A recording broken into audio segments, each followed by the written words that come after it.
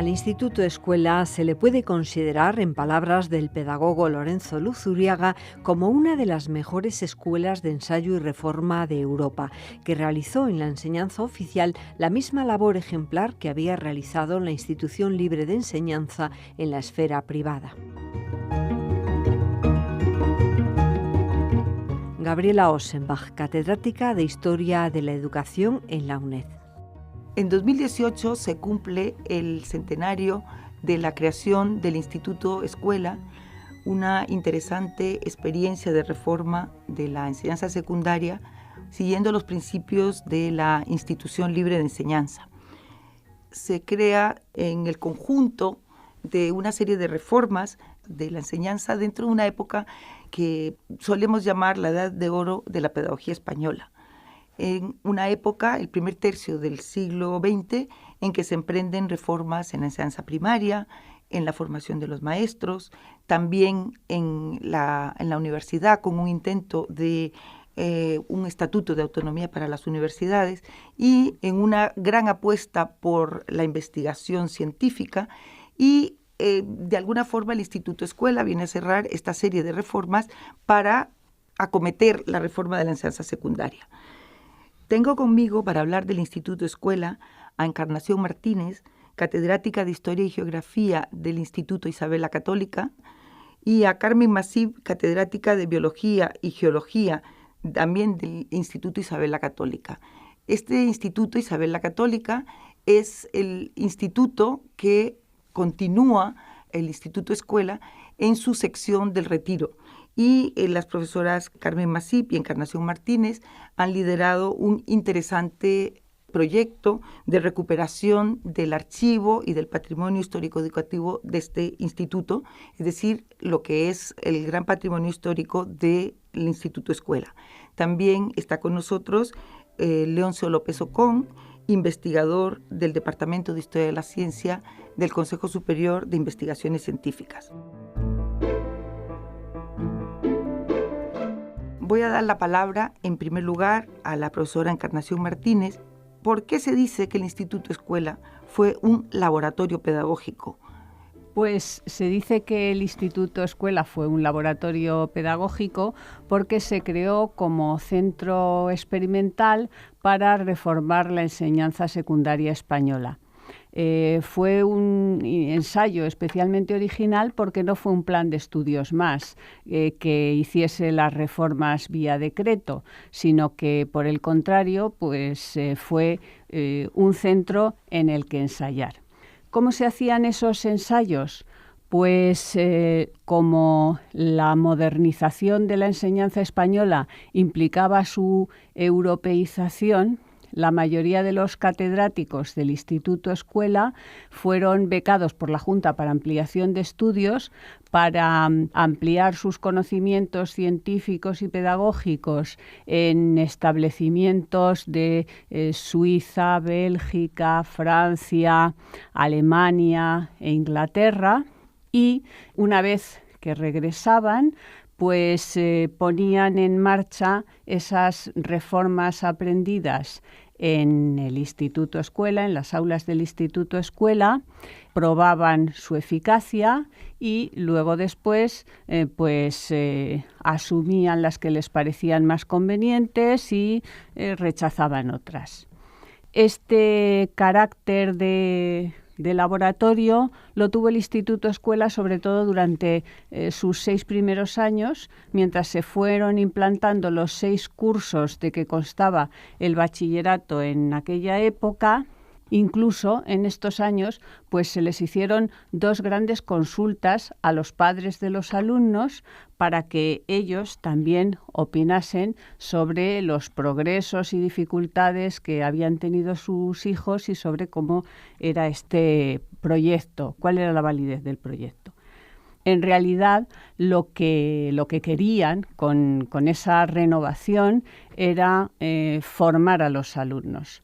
formarlos más que instruirlos y darles unos métodos pedagógicos que les permitieran conseguir un aprendizaje basado en la racionalidad, en la comprensión y no en lo exclusivamente memorístico, que era lo que había en la enseñanza oficial. Y también se propusieron en este laboratorio formar al profesorado, que debía llevar a cabo una enseñanza con esos nuevos métodos. El Instituto Escuela fue en realidad un proyecto de la Junta para Ampliación de Estudios, dependió de la Junta para Ampliación de Estudios. Tenemos aquí un gran experto en el trabajo de la Junta para Ampliación de Estudios, que es Leoncio López Ocón. Quería preguntarte, Leoncio, ¿cómo surge esta idea de hacer el Instituto Escuela? ¿Cuál fue el contexto en el que surgió? Si tuvo algún tipo de problema, digamos, para implantarse. El Instituto Escuela es la culminación de una serie de iniciativas que toman José Castillejo, que es un discípulo de Francisco Giner de los Ríos y el gran promotor de la transformación del sistema científico educativo a principios del siglo XX. Pero junto a Castillejo, el gran actor de la Junta para la Ampliación de Estudios es Santiago Ramón y Cajal. Ellos dos se unen en 1907 y crean la Junta para la Ampliación de Estudios e Investigaciones Científicas, que es el primer organismo que existe en el Estado español para vertebrar el sistema científico y educativo. A partir de 1910 crean una serie de instituciones científicas donde se forman investigadores, tanto en el campo de las ciencias físico-naturales como en el de las ciencias humanas. Una vez que tienen a un grupo de investigadores formados, piensan que hay que abordar también la transformación del sistema educativo en el ámbito de la enseñanza secundaria y aprovechan la existencia en el año 1918 del peso en un gobierno de concentración nacional de políticos liberales que son aliados y afines a José Castillejo y a Cajal, como es el ministro de Instrucción Pública Santiago Alba, para convencerle de que se cree este centro experimental al que ha aludido Encarnación Martínez Alfaro para renovar la enseñanza secundaria, que es el Instituto Escuela. ¿Qué sucede cuando se crea el Instituto Escuela en mayo de 1918? Pues que dispone del apoyo en el Parlamento y en la opinión pública de los sectores liberales que han ido comprobando los frutos que ha ido adquiriendo la JAE durante los 10 años precedentes, pero también se encuentran con la oposición de sectores conservadores contrarios al peso y a la fuerza que iba adquiriendo la JAE en el sistema científico educativo, que están vinculados con sectores del Partido Conservador y también de algunos catedráticos de instituto que consideran que los institutos estatales pierden atribuciones en esa renovación del sistema educativo en la enseñanza secundaria. Esos son los focos de oposición que son fuertes en ese año 1918, pero como los liberales están bien organizados y podían mostrar los frutos que había tenido la política científica y educativa promovida por la JAE, logran superar los obstáculos y dificultades y el Instituto Escuela, al cabo de los años, se consolidará y tendrá su filosofía educativa y científica un momento de esplendor en la Segunda República. La dependencia del Instituto Escuela de la Junta para Ampliación de Estudios hace que la enseñanza de las ciencias naturales y experimentales en el Instituto Escuela cobre también una gran importancia. Entonces, me gustaría preguntarle a la profesora Carmen Masip, ¿cómo era la enseñanza de las ciencias en el Instituto Escuela? Bueno, pues la enseñanza de las ciencias en el Instituto Escuela realmente fue muy innovadora, es decir, llevaron una pedagogía muy innovadora. Se trataba pues de despertar en el alumno el interés por la observación en la naturaleza y en el laboratorio. Por ello, la Junta de Ampliación de Estudios crea unos laboratorios muy importantes en el Instituto Escuela Sección Retiro y están todavía, se conservan en el Instituto Isabel la Católica. En estos laboratorios pues es donde el alumno experimenta y lo hace, lógicamente, con la orientación del profesor. Pero esto va a suponer un salto cualitativo en la enseñanza de cómo se enseña las ciencias. Antiguamente, ¿qué se hacía? Primero los alumnos memorizaban, después observaban los gabinetes, y aquí es el salto realmente cualitativo. Es el alumno el que experimenta. Si miramos, por ejemplo, distintas asignaturas, por ejemplo, en Historia Natural, aquí, por ejemplo, se cambia totalmente. No se estudia solamente la sistemática como se venía haciendo, sino que se va a dar un nuevo enfoque precursor de lo que hoy en día llamamos educación ambiental.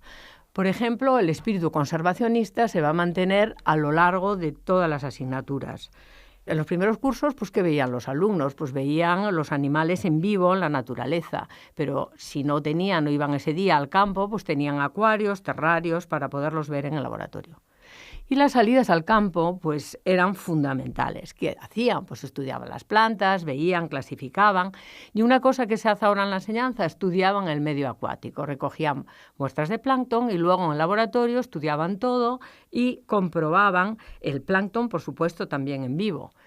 Y contrastaban, pues, con los animales y plantas que tenían. Entonces, el alumno iba a tener, pues, un cuaderno de clase, un cuaderno de práctica, sobre todo en los últimos cursos, y también un cuaderno en los museos, porque las visitas que se hacían en aquel momento al Museo de Ciencias eran muy importantes, porque, claro, no todo se veía en la naturaleza, sino que tenían que ver animales exóticos que había en el museo. Otras asignaturas, pues por ejemplo, en Fisiología Humana e Higiene, pues era completamente práctico. Se hacía disecciones, pues disección del corazón, del pulmón, o por ejemplo del ojo, ¿no? Como se hacen ahora, pero siempre completaban con experiencias fisiológicas. Comprobaban las ilusiones ópticas o buscaban lo que es el punto ciego. Pero si hay alguna cosa que fue realmente muy importante en los últimos cursos, fue la histología. Cajal le habían concedido el Premio Nobel de Medicina en 1906 y, por lo tanto, era una ciencia puntera. Los alumnos del Instituto Escuela, ya desde pequeñitos, se formaban en el manejo del microscopio y montaban preparaciones sencillas. Pero ya, sobre todo en los últimos cursos, ¿qué pasaba? Que estas técnicas ya eran más complejas, hicieron algunas preparaciones, pues, con técnicas muy innovadoras y más complejas. Se mantiene una colección en el Instituto de Isabel la Católica de esas preparaciones que hicieron los alumnos que demuestran la gran categoría y el gran nivel que se impartía en el Instituto Escuela. Por ejemplo, si miramos a la geología, pues ¿qué opinaba el catedrático Federico Gómez Llueca? Que las excursiones eran lo más importante. ¿Por qué? Porque la geología no se puede entender en un esquema en el libro, sino que hay que contextualizarlo en el campo. Y bueno, pues que cogían, pues, minerales, fósiles, etcétera, y luego en el laboratorio pues tenían, que era novedoso en aquel momento, un microscopio petrográfico, pues, para ver las texturas. Y bueno, había otra asignatura que ahora no se da, que es la agricultura. El catedrático Luis Crespi Jaume, tengo que decir que era amigo y colaborador del agrónomo ruso Nikolai Ivanovich Vavilov, pues considera que los alumnos, pues, deben utilizar la mitad del tiempo en la materia, a los trabajos prácticos de campo, como hacen ahora, porque ahora está muy de moda, pues, los huertos, ¿no? Tienen que preparar el terreno, sembrar, cultivar, plantar, etcétera. Y bueno, pues hacen también prácticas de laboratorio, estudian la industria del vino, estudian las plagas, hacen germinaciones en el laboratorio y bueno, pues van ahí a ver, pues, los centros agrícolas y las estufas. Además de las ciencias naturales, el Instituto Escuela no descuidó las humanidades y otras materias especiales que también tuvieron un gran protagonismo. ¿Nos puedes hablar de eso, Encarna? Pues sí, efectivamente, aunque el Instituto Escuela dio un gran impulso al estudio de las ciencias, no por ello descuidó los estudios de humanidades. Las materias de lengua y literatura española, geografía e historia y filosofía, que se reforzaron convenientemente en el plan de estudios del Instituto Escuela. Salvo la filosofía, que se empezaba un poco más tarde, las otras materias se daban en todos los cursos del bachillerato y se iba profundizando progresivamente en los conocimientos, de tal manera que los alumnos tenían luego después una visión completa y coherente y no un conjunto de conocimientos deslavazados, porque unos años se daban un trozo de una asignatura y otros años un fragmento de otra. O sea que ahí el aprendizaje cíclico fue muy coherente. Luego también en las clases que se daban en estas materias, pues se primaba el diálogo continuo entre el profesor y el alumno, evitando la clase magistral. Y esto se veía favorecido porque el Instituto Escuela introdujo una ratio de 30 alumnos por aula, evitando también la masificación de otros institutos oficiales. Y también era importante la presencia de los objetos a estudiar, por lo que en estas materias las visitas a museos y otras instituciones y las excursiones tuvieron tanta importancia, sobre todo en historia del arte, que llegaron a convertirse en una seña de identidad del Instituto Escuela. El refuerzo en la materia de lengua y literatura fue notorio y en las clases de esa asignatura pues se leían obras literarias y se comentaban y se hacían redacciones para que los alumnos aprendieran a expresarse con corrección. Y fue tal el grado de corrección que consiguieron que Carmen de Zulueta, alumna del Instituto Escuela, hija del político y pedagogo Luis de Zulueta, pues cuenta una anécdota muy divertida que le pasó cuando ya era estudiante en la Facultad de Filosofía y Letras. Dice Carmen de Zulueta: nos hacía gracia el profesor joven de castellano Salvador Fernández Ramírez, al que en nuestra ignorancia pusimos el mote de fricativo. Fue él quien el primer día de clase nos hizo escribir un ensayo. El título era ¿Quién soy yo? Al final de la hora recogió muchos ensayos, ya que la clase era grande, y a la semana siguiente nos habló de ellos. Para empezar dijo: ¿quiénes han estudiado en la Institución Libre de Enseñanza o en el Instituto Escuela? Un grupo grande levantamos la mano y el profesor nos dijo: ustedes saben escribir, el resto de la clase no. Esta anécdota nos puede dar una idea de que efectivamente los alumnos aprendían a escribir y a expresarse con corrección. Otras asignaturas que introdujo el Instituto Escuela y a las que le dio un gran relieve fueron los idiomas modernos.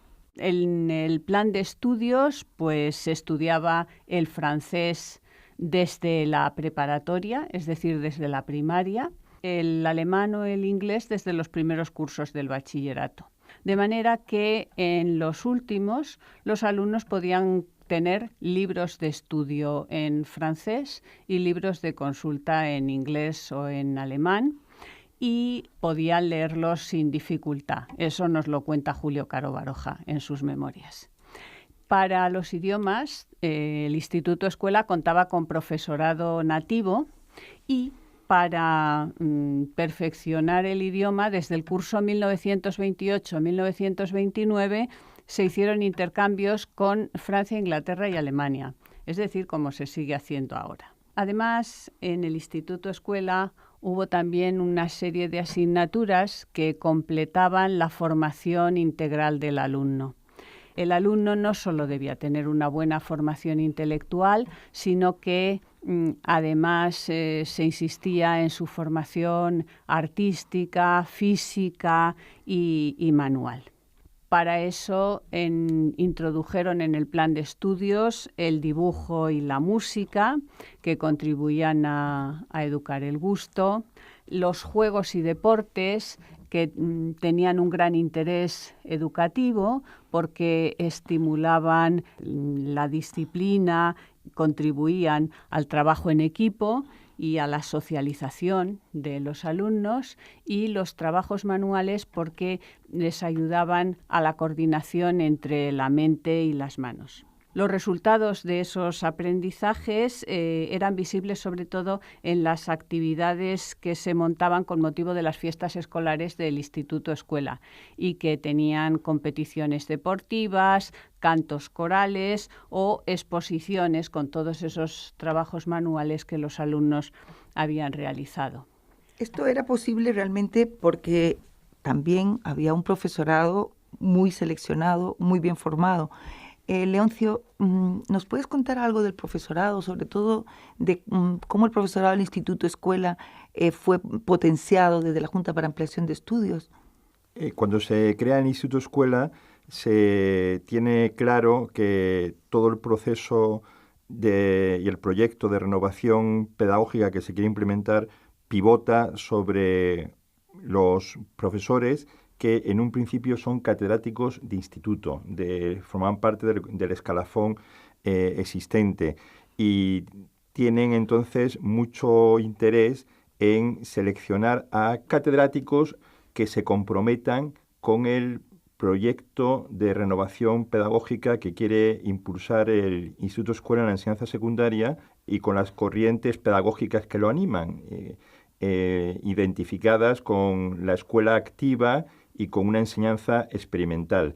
Algunos catedráticos se dan cuenta que es muy exigente el proyecto educativo nuevo porque exigen una dedicación completa y entonces hay algunos que la invitación que le hace la JAE para integrarse al Instituto Escuela la rechazan y hay en alguna asignatura problemas para escoger al catedrático idóneo. Por ejemplo, en Geografía e Historia, el primero que se lo proponen es a un muy buen catedrático que estaba en el Instituto de Gerona llamado Rafael Ballester y él lo rechaza y entonces acuden otros. Pero lo que les preocupa a los organizadores del Instituto Escuela es que estén cohesionados los profesores, porque hasta entonces en los institutos predominaban lo que podríamos decir reinos de taifas, es decir, que cada profesor, cada catedrático era independiente de los demás compañeros del claustro. Y en el Instituto Escuela lo que se requiere y lo que exigen es que haya una coordinación entre todos los profesores para que generen un proyecto educativo novedoso y cohesionado.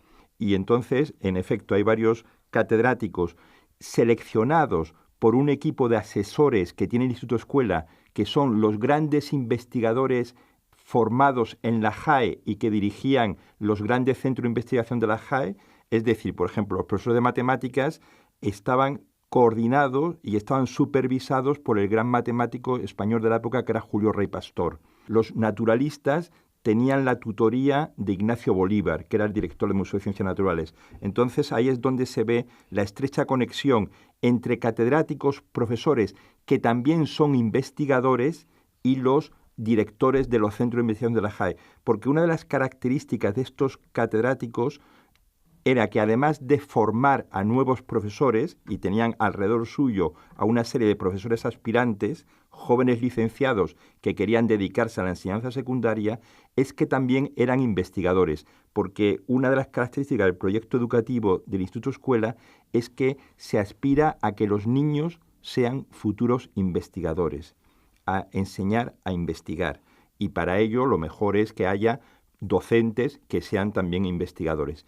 Investigadores que muchos de ellos se han beneficiado de las pensiones, es decir, las becas que les había dado la Junta para la Ampliación de Estudios, la JAE, para formarse en los mejores centros de investigación extranjeros, sobre todo europeos, a partir de la Primera Guerra Mundial también norteamericanos, donde aparte de ver las nuevas corrientes de investigación en sus trabajos como investigadores, también podían observar las nuevas líneas pedagógicas que se estaban llevando a cabo en los grandes centros educativos del mundo. La JAE y sobre todo los profesores que trabajan en ella lo que consiguen es europeizar e internacionalizar la ciencia y la educación española.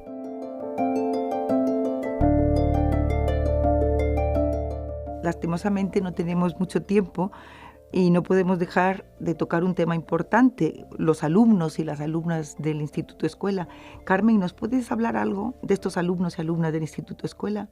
Bueno, yo quería un poco contextualizar, las familias que llevaron a estudiar a sus hijos al Instituto Escuela, pues pertenecían la mayoría a la burguesía liberal. Era moderna, por supuesto cosmopolita, y tenía muchas inquietudes intelectuales y eran amantes de la cultura. Y como decía Leoncio, precisamente, muchas de ellas estaban vinculadas directamente a la JAE en el trabajo, o se sentían muy próximos a ella. Entonces quiero resaltar que en el Instituto Escuela, desde el primer momento, se pensó en la educación. Sin embargo, por distintas circunstancias, no se pudo llevar hasta 1931 esta coeducación con la República. También las ciencias tuvieron mucha importancia esa importancia que se había dado en el Instituto Escuela para las profesiones que tuvieron estos alumnos, ¿no? Por ejemplo, muchos pues, fueron médicos, otros fueron ingenieros, otros arquitectos. E incluso gente como, por ejemplo, el fundador del Director del País, José Ortega Espotorno, pues primero fue arquitecto y luego se dedicó pues, al mundo empresarial. Otros muy importantes, conocidos, pues Julio Caro Baroja, que fue antropólogo y escritor, Álvaro Dors Pérez, catedrático de Derecho Romano, o bueno, por supuesto, Gonzalo Menéndez Pidal, historiador de la ciencia y cineasta, y bueno, pues la ornitología y esas salidas al campo hicieron que Francisco Bernis Madrazo llegase a ser catedrático de vertebrados de la Universidad de Madrid y fue el cofundador de la SEO, es decir, de la Sociedad Española de Ornitología. Bueno, también hubo diplomáticos y escritores como Emilio Garrigues. Pero muchísimos de estos alumnos, pues claro, llegó la Guerra Civil y se tuvieron que marchar al exilio. Y muchos de ellos eran científicos. Voy a resumir porque eran muchísimos, pues qué sé yo, Nicolás Cabrera Sánchez o Francisco Giral. Entonces, estos, por ejemplo, desarrollaron su profesión en el exilio, pero luego regresaron a España. Pero hubo otros, como Germán Somolinos de Ardois, que fue médico, estuvo con Pío del Río Ortega primero trabajando, y luego en México pues tuvo un laboratorio, y después lo que hizo fue escribir sobre la medicina. Bueno, otros vivieron en el exilio interior, Emilio Moles, Luis Calandre, etcétera. Pero aquí vamos a hablar de una cosa muy importante y que estamos todas las mujeres reivindicando todo esto, serían las mujeres. Aquí en el Instituto Escuela aproximadamente llegó a ser el 45% del alumnado. En los otros institutos históricos, ¿qué pasaba? Un 20%. Es decir, fenomenal el tema de las mujeres en el Instituto Escuela. ¿Pero qué pasó? Llegó la guerra. Y al llegar la guerra, el franquismo hizo que todas esas mujeres tuviesen que dedicarse a la actividad en el ámbito doméstico, la mayoría de ellas. Otras, sin embargo, pudieron dedicarse a actividades de tipo profesional. Y aquí quiero destacar a Matilde Ucelay, la primera mujer arquitecta de España. Otras, pues era más fácil ese tema que en investigación, y hubo filólogos y escritoras de literatura juvenil como Carmen Bravo Villasante, otra filóloga, Carmen Martín Gamero, y bueno, algunas, pues este proyecto del Instituto Escuela lo llevaron al Colegio Estudio. Una de las fundadoras fue Ángeles Gasset de las Morenas. Evidentemente hubo otras mujeres que se marcharon al exilio y allí sí que pudieron hacer su profesión. Una de ellas, la que mencionó antes Encarna, Carmen de Zulueta, que fue profesora en una universidad americana. Pero claro, las ciencias habían sido muy importantes y los laboratorios Foster también.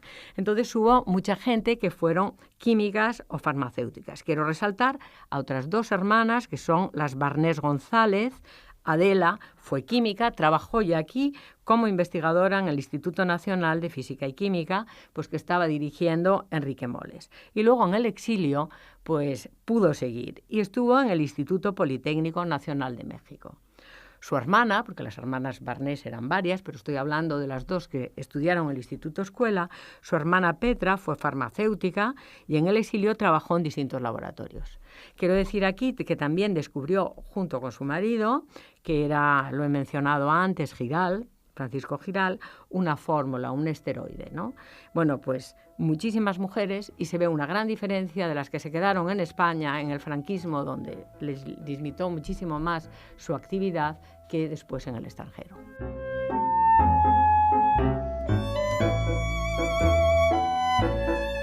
Me gustaría hacer una referencia ya no solo a las carreras profesionales que pudieron seguir estas mujeres, sino también a lo que significó el que las mujeres, hubiera una cantidad tan importante de mujeres en el Instituto Escuela y lo que eso significó para la formación de los estudiantes.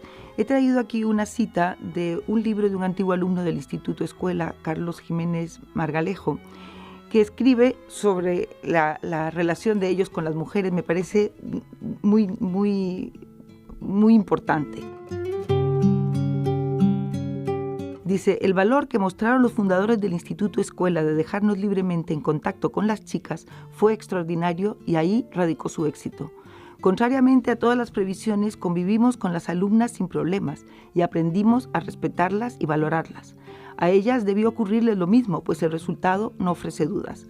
Fueron para nosotros un estímulo extraordinario al fijarnos objetivos que tratábamos de emular, borrándose de nuestras mentes aquellos tabúes que declaraban la superioridad de los hombres sobre las mujeres. Las alumnas iban a servirnos de pauta el resto de nuestra vida en la apreciación de la mujer. En esas muchachas, mujeres incipientes, quedó resumida nuestra aspiración masculina de encontrar una compañera para la vida como aquellas compañeras de clase.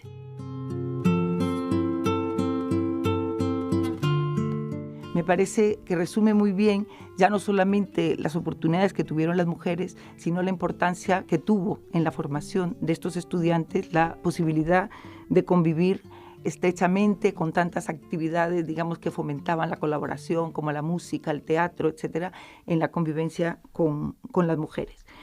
Lamentablemente se nos acaba el tiempo. Hemos tenido el placer de poder conversar con Encarnación Martínez, catedrática de Historia y Geografía del Instituto Isabel la Católica, con Carmen Masip, catedrática del Instituto Isabel la Católica de Biología y Geología, y con Leoncio López Ocón, del Departamento de Historia de la Ciencia del Consejo Superior de Investigaciones Científicas.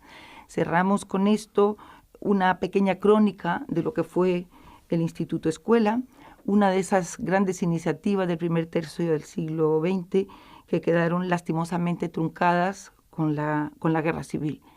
Nos faltó decir quizá que esa experiencia del Instituto Escuela pudo trasladarse a otras ciudades de España durante la República. Hubo Instituto Escuela en Cataluña, en Valencia, en Sevilla, experiencias que fueron cortas porque fueron creadas durante la Segunda República y por tanto también clausuradas cuando la guerra.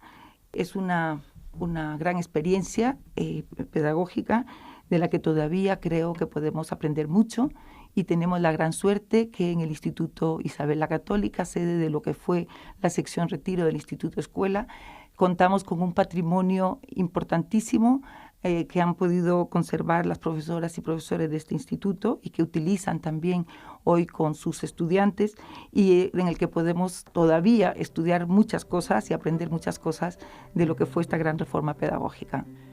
Muchas gracias. Gabriela Ossenbach-Sauter es catedrática de Historia de la Educación en la UNED, directora del Centro de Investigación MANES, dedicado al estudio histórico de los manuales escolares. Nos ha presentado este coloquio, esta pequeña crónica, como ella decía, sobre el Instituto Escuela de Madrid, un referente de la modernización educativa en España. Pondremos enlaces en Canal UNED, canal.uned.es, también a los documentales que se han realizado con motivo del centenario de esta experiencia pedagógica innovadora que trasciende aquellos años del primer tercio del siglo XX. Eva Martínez, hoy centenaria, salió bachiller del Instituto Escuela en la promoción de 1935. Compañera y amiga de María Luisa Giral, Gloria Medina, Francisco Clement Casado, Carlos Jiménez Margalejo, Luis Benítez y tantos otros.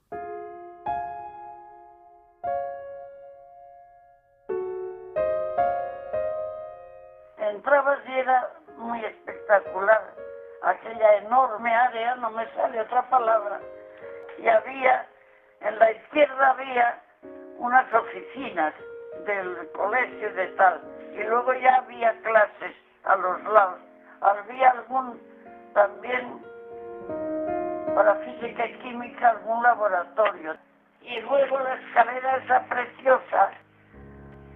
Cuando terminamos el bachillerato, por aquella escalera bajamos los que terminábamos bachilleres. Y entonces pues nos aplaudían y demás. Pues fue muy emocionante. Luego comentando yo con algún compañero, digo, ¿te acuerdas cuando bajamos? Dice, sí, pero yo bajaba muy triste, porque empecé, ahora ya viene éramos amigos todos y ahora viene la lucha en la vida, ya con la vida y con esos mismos que si ya estudiabas, pues ya eras, y en un sitio, por ejemplo, que hubiera dificultad para ingresar, pues te podían suspender, a uno y a otro no. O sea que ya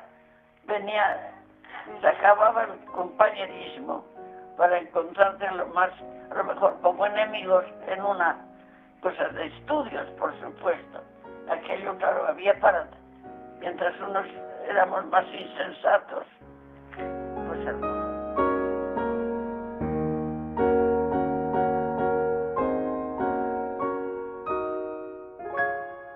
Eva Martínez es doctora en farmacia. Inició sus estudios universitarios un año antes del comienzo de la Guerra Civil. Después consiguió terminar la licenciatura y, trabajando en un laboratorio, completar su tesis doctoral, publicada en 1945, tesis depositada en la biblioteca de la Facultad de Farmacia de la Universidad Complutense de Madrid. Sin distancias, la UNED en Radio 3 y cuando quieras en Canal UNED, canal.uned.es, con enlaces de interés sobre los temas propuestos.